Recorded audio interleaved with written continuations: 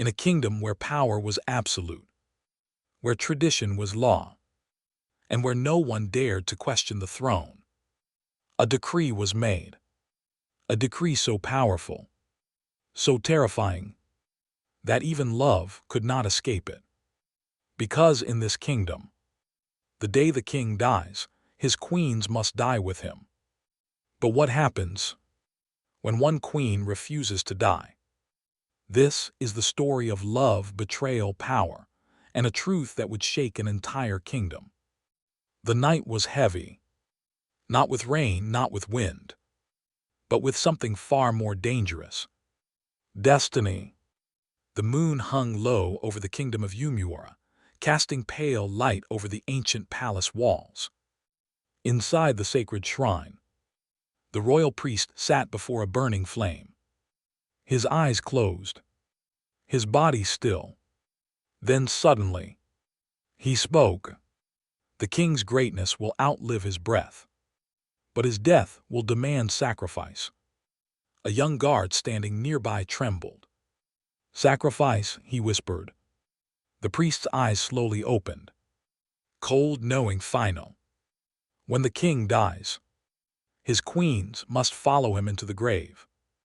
The flame flickered violently, and in that moment, a tradition was sealed, one that would one day tear the kingdom apart. By sunrise, the fear of the night was hidden beneath glory. Because King Odemwa was not just a ruler, he was a legend. The marketplace roared with life. Children laughing, traders shouting, drums echoing through the air. And above them all, the palace stood like a god watching over men. King Odemwa stepped out onto the royal balcony. Tall, commanding, untouchable. The crowd erupted. Long live the king! But Odemwa did not smile. Because greatness often comes with secrets, and his greatest secret was not his power, but the law that would follow his death. Behind the palace walls lived two women, two queens, two worlds bound to one man. Queen Amara, soft-spoken, kind, loved by the people. She walked through the palace gardens, greeting servants with warmth. To many, she was the heart of the kingdom. But then, there was Queen Zainab. Beautiful, intelligent, dangerous. She did not seek love. She commanded respect. Her presence alone silenced rooms. And when their eyes met, Amara smiled. Zainab smiled back. But both knew the truth. This was not sisterhood. This was a silent war. 7 children were born into the royal bloodline, each one carrying a piece of the king's legacy and a piece of the coming storm. The sons: Obasi the firstborn, proud, fierce; Tun strong but quiet; Malik thoughtful, different; Kalu loyal but easily influenced. And the daughters: Adiz bold, fearless; Zuri gentle, observant; Lami young but wise beyond her years. They laughed together, played together, ate at the same table. But time has a way of turning love into rivalry. Because in a kingdom, there can only be one heir. That night, the king sat alone in his chamber. Before him, an ancient scroll, its edges worn, its words feared. He read it again slowly, as if hoping it would change. No queen shall outlive the king, for in death the king must not walk alone. Odemwa closed his eyes. This was not a law of the gods. It was a law created by men, long before him. And yet, he upheld it. Because kings do not break tradition, even when it breaks the people they love. Before we go deeper into this story, take a moment to like, subscribe, and share, so you never miss stories like this again. For a moment, the palace forgot its darkness. Music filled the air. Drums, dancing, celebration. The royal family gathered together. Laughing, smiling, living. King Odemwa sat between his queens, his children around him. And for that brief moment, they were not rulers. They were simply a family. Queen Amara leaned closer to the king. "You look tired," she said softly. Odemwa smiled faintly. "Even lions must rest." Across the room, Queen Zainab watched, silent, observing, calculating. Because while others celebrated the present, she was already thinking about the future. The palace slept, but not everyone. A young servant walked quietly through the corridor, carrying a tray. Then he heard voices, low, urgent, dangerous. He stopped, hidden behind a pillar, listening. It was Queen Zainab, speaking to someone unseen, her voice cold as steel. "I will not die for any man." The servant froze. Not even for the king. Silence followed. Then footsteps. The servant quickly ran, heart pounding. Because what he had just heard was not just rebellion. It was the beginning of something far more deadly. The sun rose, but peace did not rise with it. In the royal training grounds, the princes stood facing one another. Sweat on their skin, tension in the air. Wooden swords clashed. Thud, thud, thud. Obasi struck hard, forcing Tun back. "Is that all you have?" Obasi sneered. Tun steadied himself, breathing heavily. "This is training, not war." Obasi stepped closer. "In this palace, everything is war." Across the field, Malik watched quietly. Different, observant. He saw what others didn't. This wasn't about strength anymore. It was about the throne. Kalu rushed in, trying to lighten the mood. "Enough, father will hear of this." Obasi turned sharply. "Good. Let him know who is strong enough to rule." And just like that, brotherhood cracked. That night, the palace hall stood silent. Torches flickered along the walls as King Odemwa sat on his throne. Before him, his sons, kneeling, waiting. "I hear there was a fight," the king said calmly. No one spoke. Then Obasi raised his head. "A king must be strong." Odemwa's eyes locked onto him. "And strength without wisdom is destruction." The room grew colder. The king stood slowly, his presence filling the hall. "Listen to me carefully, all of you." His voice echoed. "The throne is not for the loudest, not for the strongest, but for the one who can carry the weight of a kingdom without breaking it." Malik lowered his eyes, absorbing every word. But Obasi clenched his fists. Because in his heart, he already believed the throne belonged to him.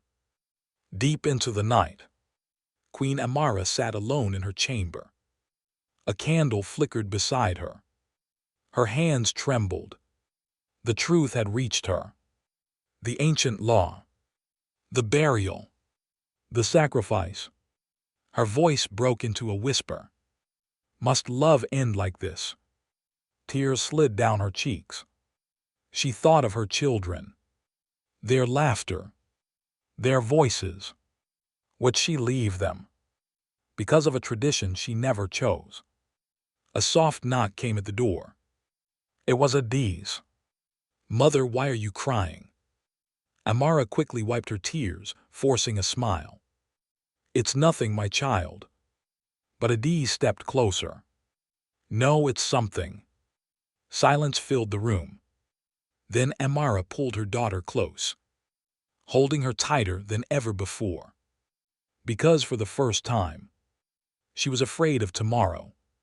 Far from the warmth of the palace, in a hidden part of the kingdom, Queen Zainab stood beneath a towering tree. Waiting. Footsteps approached. Heavy, confident, dangerous. A man emerged from the shadows. A warlord. Scar across his face. Power in his presence. "You sent for me," he said. Zainab did not bow. "I sent for a man who understands power." The warlord smirked. "And what does a queen want with power?" Zainab stepped closer. Her voice low, calculated. "A future where I am not buried alive." The air shifted. The warlord studied her. "You are asking for war." Zainab smiled faintly. "No. I am preparing for survival." And in that moment, an alliance was born.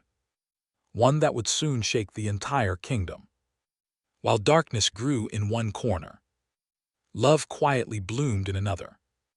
Beyond the palace gates, Prince Malik walked through the marketplace. No guards, no royal robes. Just a man searching for something more than power. That's when he saw her. A young woman. Simple, graceful. Selling fabrics with a smile that felt real. Their eyes met. And for a moment, the world slowed. "What is your name?" Malik asked. She hesitated. "S.E." Malik smiled. "Do you know who I am?" Essie shook her head. "Just another man, asking too many questions." Malik laughed. For the first time in a long time, he felt free. But love, in a royal world, is never simple. The night carried whispers of change. Adiz stood outside the palace, staring at the stars. Her mind restless, her heart burning with questions. Zuri joined her quietly. "You've been distant," Zuri said. Adiz didn't turn. "Tell me, why must a woman die for a king?" Zuri froze. "That is our tradition." Adiz turned now, eyes fierce. "No, that is our fear." Silence. Heavy, uncomfortable. "What if it's wrong?" Adiz continued. "What if we've been obeying something that was never meant to be?" Zuri lowered her gaze. Because deep down, she had wondered the same thing. And that night, a seed of rebellion was planted. It happened suddenly. Without warning. Without reason. The king collapsed. One moment strong.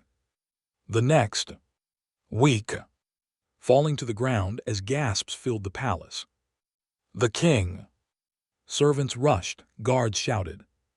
The queens ran in. Amara in panic. Zainab in silence. The royal healers arrived quickly. Mixing herbs, whispering prayers. But their faces said everything. If this story is already pulling you in, don't forget to like, subscribe, and share, because what's coming next, you won't want to miss. "This is no ordinary illness," one of them murmured. Amara gripped the king's hand. "Please don't leave us." The king struggled to breathe.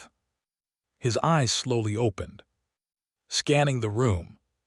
Then, they stopped. On his sons. On his queens. On his kingdom. And in that moment, a terrifying truth settled over everyone. The time they feared had begun. Morning came. But the palace did not wake. It watched. It whispered. It waited. Servants moved quietly, their voices reduced to hushed murmurs. Guards stood tighter, more alert than ever before. Because inside the royal chamber, the king lay weak, fighting for breath, fighting for time.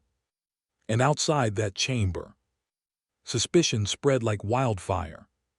"Poison," one servant whispered.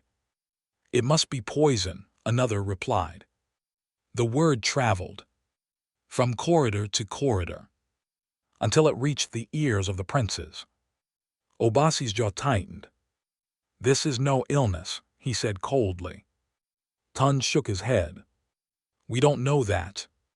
But Malik stepped forward slowly. No. We do. Silence fell. Then Obasi turned, eyes sharp. Say it. Malik hesitated, then spoke the unthinkable. Someone did this. The air grew heavy, and without a single name spoken, all eyes turned in the same direction. Queen Zainab. That night, the palace cracked open, not with noise, but with accusations. Obasi stormed into the inner chamber where his brothers gathered. This is her doing, he shouted. Kalu stood immediately. You have no proof. I don't need proof, Obasi fired back. She said she would never die for him. The words hit like thunder. Kalu froze. Tun stepped in quickly. Enough, we are tearing ourselves apart. But Obasi wasn't listening anymore. He turned to Malik. You've been quiet, what do you think? Malik looked at each of them. His brothers. His blood. His future enemies. I think we are already losing this kingdom. Silence.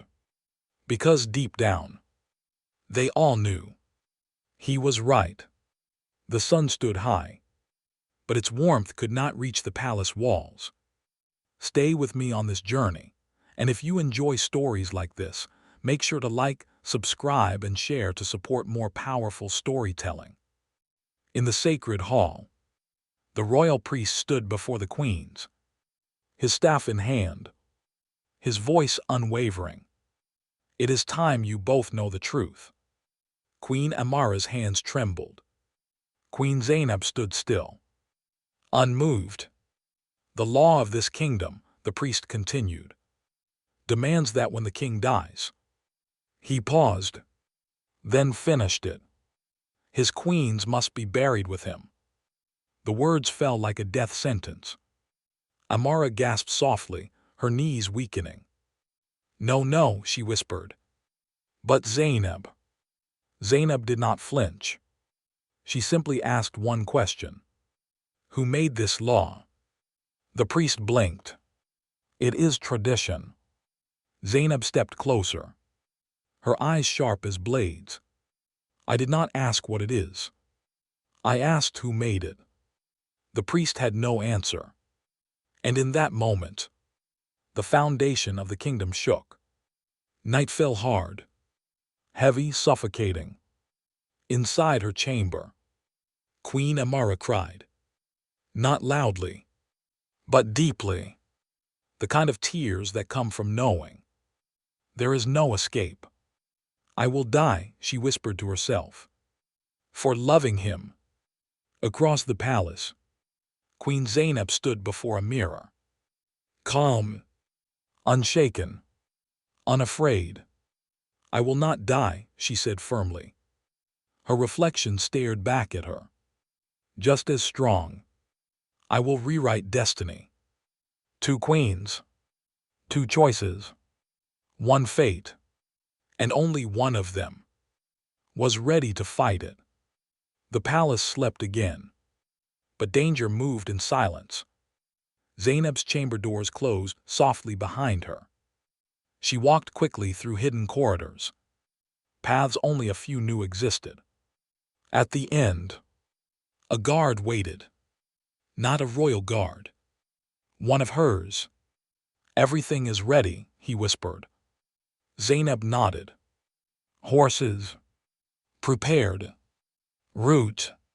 Cleared. She took a deep breath. For the first time, she was not planning survival. She was preparing escape. But just as she turned, a voice stopped her. Mother, where are you going? It was Kalu, standing in the shadows, watching, knowing. Zainab froze for a moment, then smiled slightly. Somewhere we can both live. And just like that, the plan grew bigger. Morning came with tension still hanging thick in the air. Kalu walked beside his mother now, no longer just a prince, but her ally. "I won't let them take you," he said firmly. Zainab looked at him, studying him. "You understand what this means?" Kalu nodded. "It means choosing you over them, over his brothers, over the kingdom, over everything." Zainab placed her hand on his shoulder. "Then you are no longer just my son. You are my strength." But loyalty can be both powerful and dangerous. Inside the royal chamber, the air was fatting. The king was fatting, his breathing shallow, his strength nearly gone. The family gathered around him, queens, sons, daughters, all waiting for his final words. Odimwa opened his eyes slowly, weak but still a king. "Listen," he whispered. They leaned closer. "Power is not what destroys a kingdom." A pause. His breath struggled. "It is division." Tears filled Amara's eyes. Even Zainab stood still. "If you fight each other," his voice cracked, "you will lose everything I built." Malik bowed his head. Adiz held her sister's hand tightly. But Obasi stared forward, conflicted, burning inside. The king took one final breath, then added, "Choose unity." Silence, heavy, final. Because deep down, they all knew unity was already gone. If this story is already pulling you in, don't forget to like, subscribe, and share, because what's coming next, you won't want to miss. The night came. Quiet, too quiet. Even the wind seemed to hold its breath. Inside the royal chamber, time was running out. The king lay still, surrounded by flickering candlelight. His chest rose slowly, painfully, each breath weaker than the last. Queen Amara held his hand tightly, her tears falling freely now. "Please stay," she whispered. Zainab stood at a distance, watching, not crying, not speaking, just waiting. The children gathered closer. 7 lives, all tied to one moment. The king's eyes opened one last time. Slowly, he looked at them, not as a ruler, but as a father. Then, his chest rose, and did not fall again. Silence, complete, unforgiving. The king was gone. At sunrise, the drums began, slow, heavy, echoing across the entire kingdom. Dum, dum, dum. A sound every soul recognized. A sound that meant only one thing. The king is dead. The words spread like fire. Marketplaces fell silent. Mothers held their children close. Men lowered their heads. Back at the palace, the body of King Odimwa was prepared for burial. Wrapped in white, adorned with royal symbols. But the mourning was not the only thing rising. Fear was rising too, because everyone knew what came next. The palace courtyard filled with people. Elders, chiefs, warriors, all gathered to witness tradition. At the center, 2 figures stood in white. Queen Amara, calm but broken. Queen Zainab, still defiant. The royal priest raised his staff. "It is time." The crowd responded in unison. "It is time." Amara closed her eyes, accepting, letting go. But Zainab stepped back. A small movement, but powerful enough to shift the air. "I will not do this," she said. Gasps spread instantly. The priest's voice hardened. "You must." Zainab's eyes burned. "No." And just like that, Tradition was challenged. The tension broke, but not the way anyone expected. From within the crowd, a voice rang out. "Stop!" All heads turned. It was Obasi, stepping forward, breathing heavily, eyes filled with something deeper than anger. Something darker. "I did it," he said. Silence fell instantly. "I poisoned the king." The world stopped. Amara gasped. Zainab's expression shifted for the first time. Shock. Pure shock. Tun stepped forward. "What are you saying?" Obasi's voice cracked. But he did not stop. I had to save my mother." The truth hit like lightning. "I heard the law, I knew what would happen. I couldn't let her die." He turned to Amara. "I chose you." Tears fell down his face. "But I destroyed everything." And in that moment, the kingdom realized the greatest betrayal came from within. The courtyard exploded into noise. Shouting, screaming, panic. Tund lunged forward. "You killed our father." Kalu stepped in front of Obasi. "He did what had to be done." "Move," Tund roared. Guards rushed in, swords nearly drawn. The people watched in horror as the royal family turned on itself. Malik stood frozen, watching everything fall apart. "This is it," he whispered. "The end." Because this was no longer about tradition, no longer about the throne. This was about survival. And survival has no rules.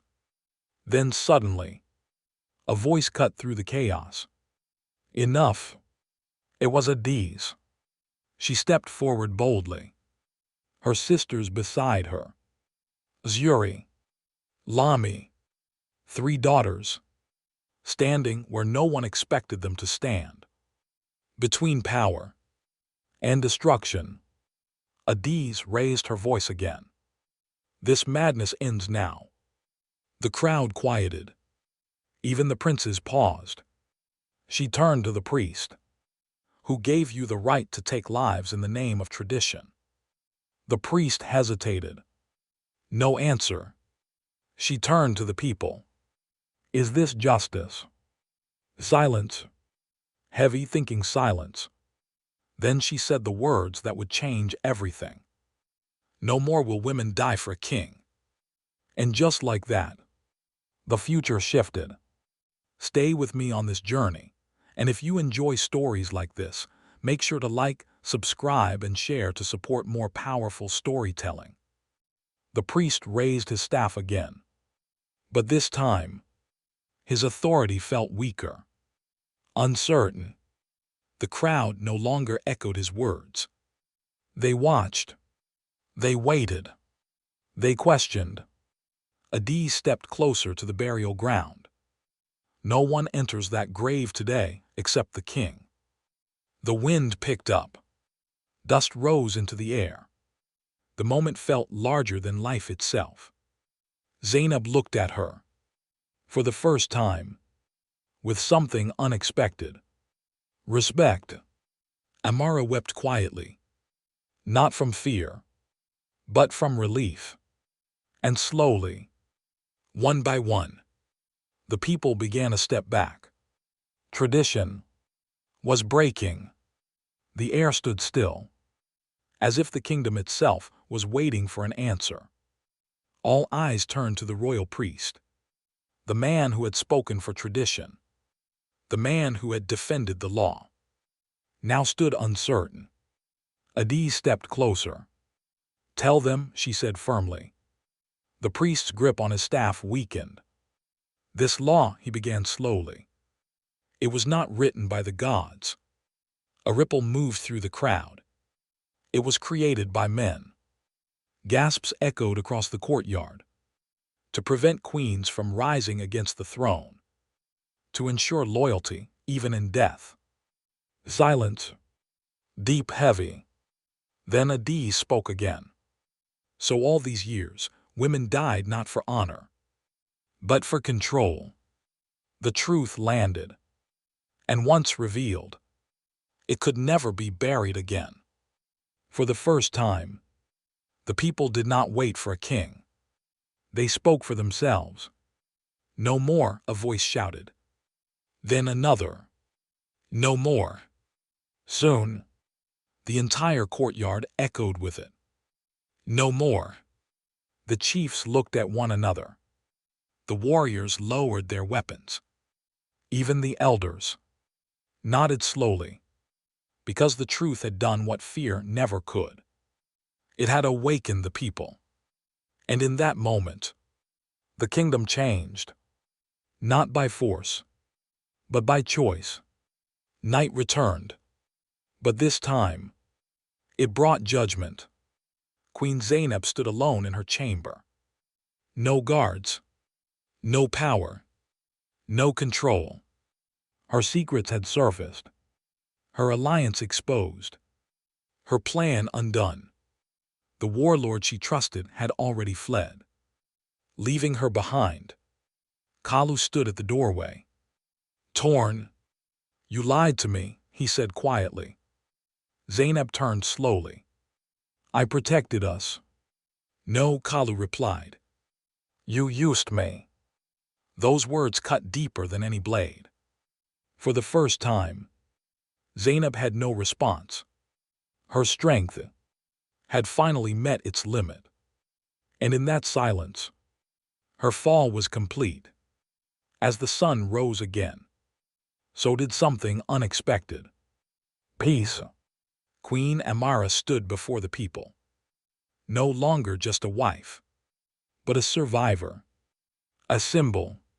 She had faced death and lived, not because she fought, but because truth fought for her. The people bowed not out of fear, but out of respect. And in her eyes, there was no pride, only quiet strength. Because sometimes, the strongest hearts are the ones that endure. The throne stood empty, waiting, watching, choosing. The princes stood before it. But something had changed. This was no longer about power. It was about purpose. Obasi stepped forward, then stopped, his guilt heavy on his shoulders. I am not worthy, he said softly. Tund lowered his head. Kalu stepped back. And then, all eyes turned to Malik, the quiet one, the observer, the one who never fought, but always understood. Malik hesitated, then stepped forward, not with pride, but with responsibility. And as the crown touched his head, the kingdom did not cheer loudly. It breathed, relieved, because for the first time, the throne had chosen wisely. Malik stood before the people, not as a prince anymore, but as king, his voice steady, clear, final. From this day forward, he paused, looking at the grave prepared for his father. No life shall be buried for another. The words echoed, strong, unbreakable. This kingdom will no longer be ruled by fear, but by truth. The crowd erupted, not in chaos, but in unity, because a new era had begun. The night slowly faded, giving way to dawn. The king was finally laid to rest, alone, as every man should be. No queens, no sacrifice, only honor, only memory. And as the first light of day touched the kingdom, life continued. Children laughed again. Markets reopened. Voices returned. But something was different. Something had changed forever. The story of King Odemwa would not be remembered for how he ruled, but for what his death revealed. that even the strongest traditions can be broken, that even in darkness, truth can rise, and that sometimes the end of a king is the beginning of a better world.